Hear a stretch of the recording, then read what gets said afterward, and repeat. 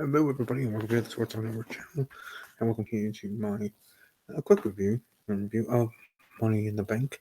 Big event that happened this evening. I think I was surprised doing things, so I wasn't able to do my live reactions like I usually do for especially pre-reviews like this with the two Money in the Bank ladder matches. But was able to see it on my phone while I was hanging out with some friends. But keeping track on that just as much as I was keeping track on the Milwaukee Bucks game. But anyways, I think Money in the Bank overall was a good show. You're welcome to find me on Twitter at @TheRamble_WWE, where I do have my pay-per-view Insta poll, the review, as it is 24-hour poll that's up that you can share your thoughts anonymously, or if you want to put your name to it, put your money where your mouth is, or your thoughts where your mind is. I guess I don't know how to phrase that. The point is, you can say what you want.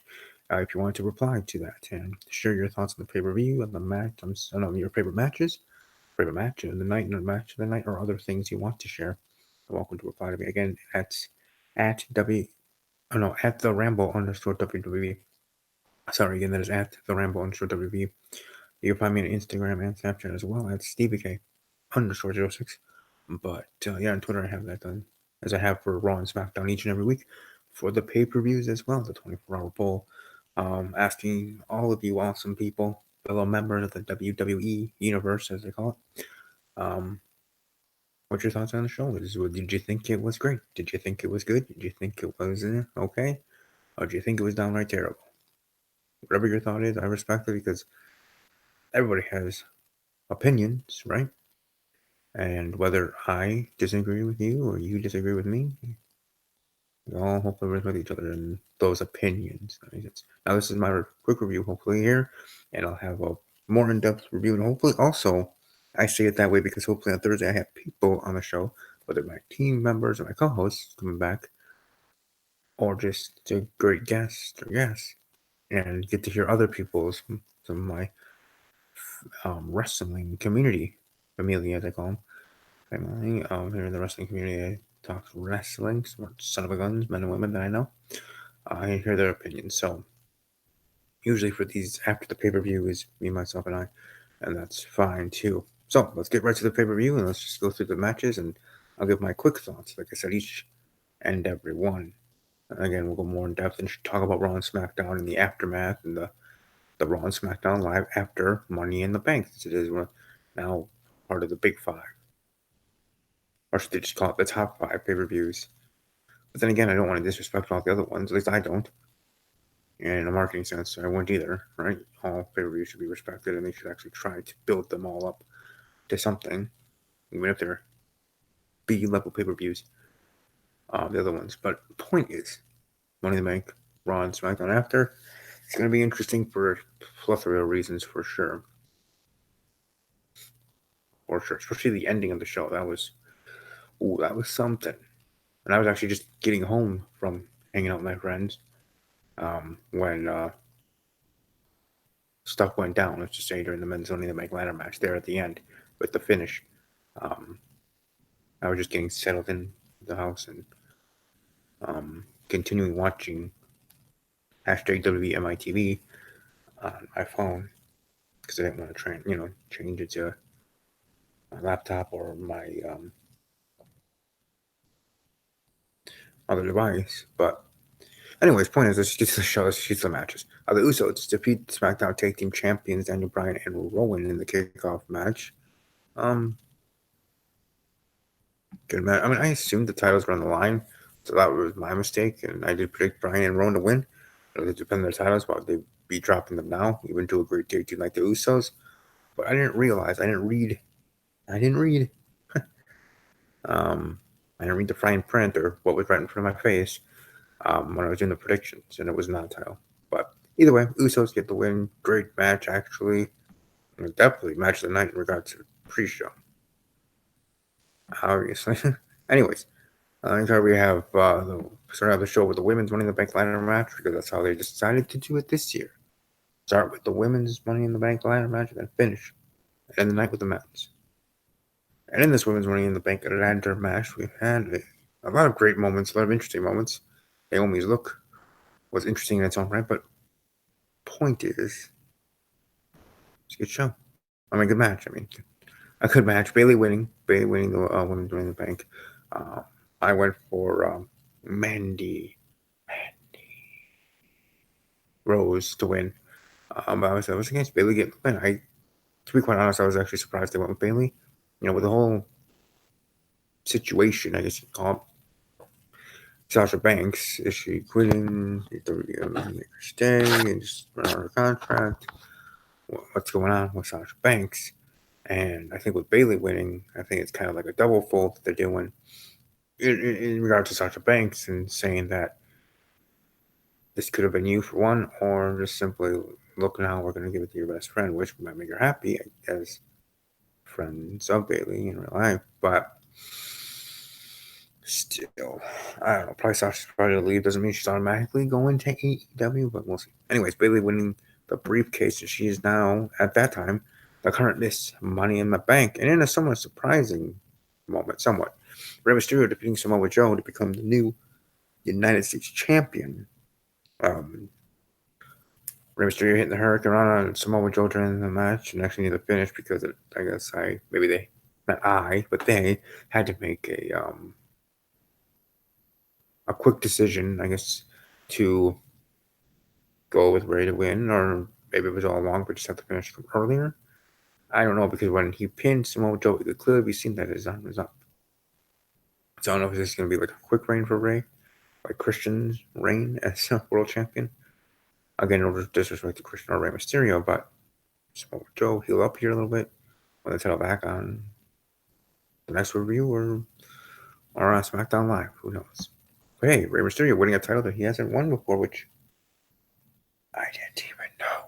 So there you go, Idaho. Congratulations to Rey Mysterio becoming the new WWE United States champion.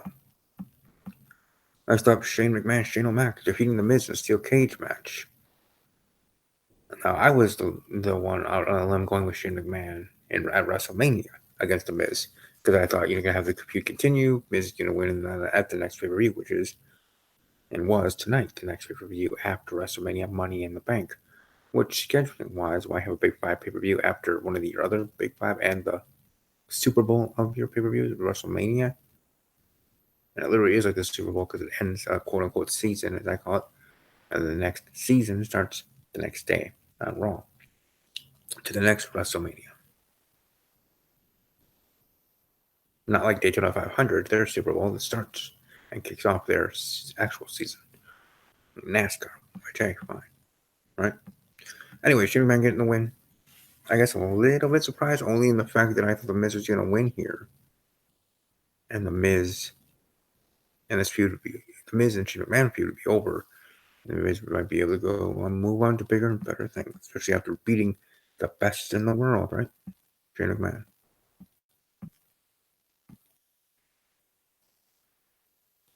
We're right along. The Cruiserweight Championship match. Tony Nese defeating Ariete Daivari. A dang good match, as I knew the Cruiserweights would do. Happy that they actually put the Cruiserweights on the main show. Thank you. Finally. Putting respect on that division's name, let alone the superstars of the match. Which is individual names, rename. But definitely a match of the night contender for me. And Tony Nese getting the win.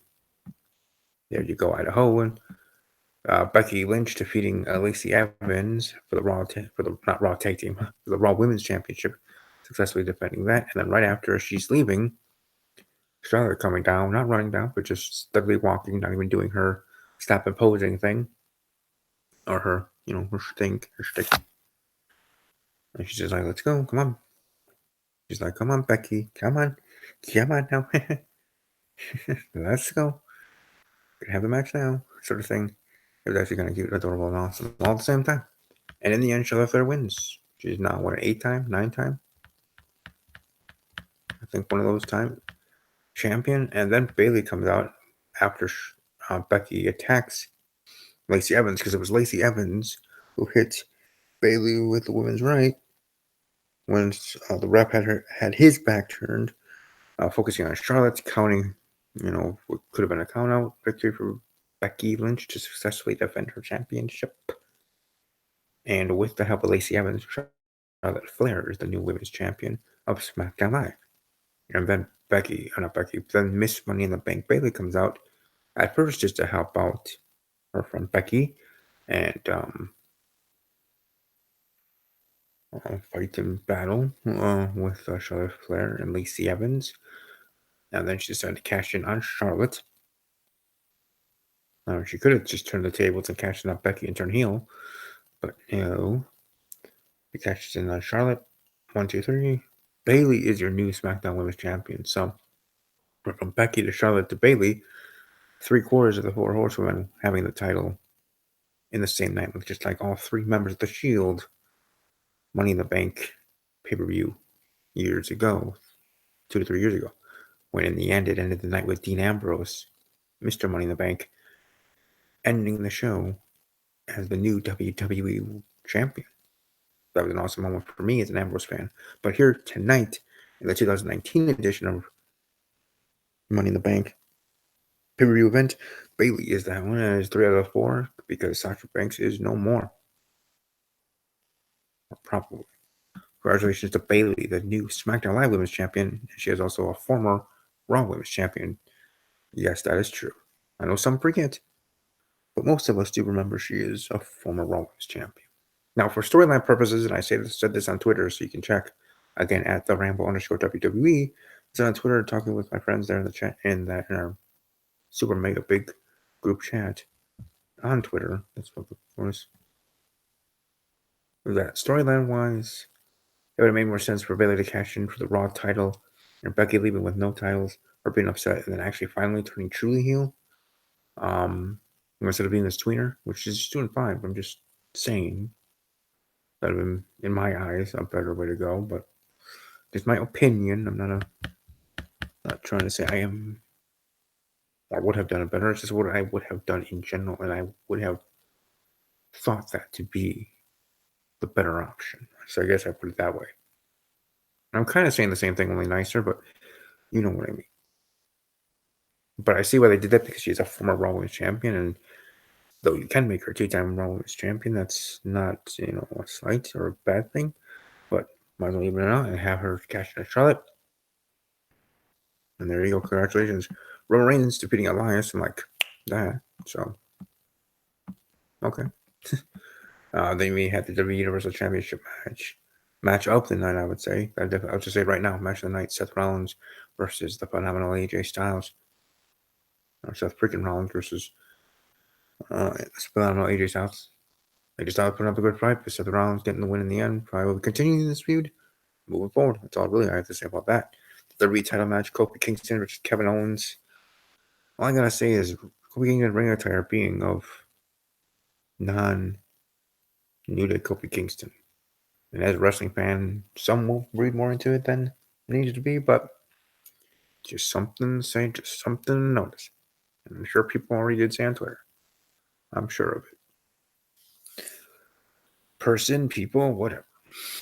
But Kofi retains, as most of us, or all of us, assume that to be true. It would have been cool to have 2 cash-ins and not having the show being bookend with the Money in the Bank ladder matches, and have the eventual whoever plan would be the Briefcase winner, which would have been interesting even more so with how the outcome was. For that to be the case, but all in all, dang good match. And with Kofi Kingston getting the win and celebrating there with his amigo Xavier Woods and New Day brethren, his bro. They're in the main event, the men's Money in the Bank ladder match. And so would be told that Brock Lesnar is best. Yeah, I guess, in the end, he is best for business. As much as people share their strong opinions against him, and against him being a champion, former Universal Champion for as long as he was, against this decision of WWE to have him as the Mr. Money in the Bank, that's fine. And I respect that. And part of me agrees with you. But you gotta see it on the side of the WWE. Or, okay, maybe you don't have to, but just bear in mind, Brock Lesnar is that household name. You hate him, love him, right? WWE just likes to get a reaction. And in all honesty, reaction eyeballs to the product in any way is eyeballs to the product. So WWE is still and will be king of sports entertainment. And it seems to be and will be moving forward even with it. AEW does well. If it does well. Which I hope it does. I wish it luck. But Brock Lesnar being Mr. Money in the Bank may not have been where I would have wanted. Not I would want Ali or Baron Corbin. And probably more so Ali because Ali going after Kofi Kingston's on that spot that was supposed to rightfully be his. And in the end, it was Ali that was climbing to get that briefcase before Brock Lesnar, which he came down and had to exert the least amount of energy that he possible, but climb up there and win and be that replacement for Sami Zayn. That's why he was allowed and awarded to be winner. Obviously, that's how they book it. That's how they did book the match. Sami Zayn getting attacked before and earlier in the show. Braun Strowman being barred from for the match because he thought he was gonna beat up him to get in the match. Triple H's like, nope, that ain't gonna fly, dude. But Brock Lesnar being that one, being the surprise. Some were saying Bray Wyatt. I was saying maybe even Luke Harper. But I should have known that whoever it was going to be was going to win it. If it was Luke Harper that was that surprise or that eighth and final participant in the match, he probably wasn't going to be winning the match. So, yeah. But either way, we and others, I'm sure the readers have their opinions and thoughts of who could be this surprise, who could be this eighth member. Could be someone from NXT. I'm sure some people threw that out. But in the end, it was Hollywood goodie Brock Lesnar. I'm sure someone even threw out joke ideas, or at least to them, what if, like Dean Ambrose is John Moxley, or John Cena, I'm sure was brought up on Twitter by someone, whether as a joke or serious. But in the end, it was Brock. And in the end, Brock won. And to me, I'm pretty much like, all right, whatever, to it. I'm not, over the moon joyous happy about it, but I'm not going crazy wanting to throw something through my television set. Because for one, it's just a WWE wrestling pay-per-view. It is sports entertainment after all. But second, Brock Lesnar equals ratings. Whether you're watching because you want to see him get his butt kicked, or you want him to dominate and destroy everybody. Whatever side of the aisle you are, or even the middle, moderate, ground.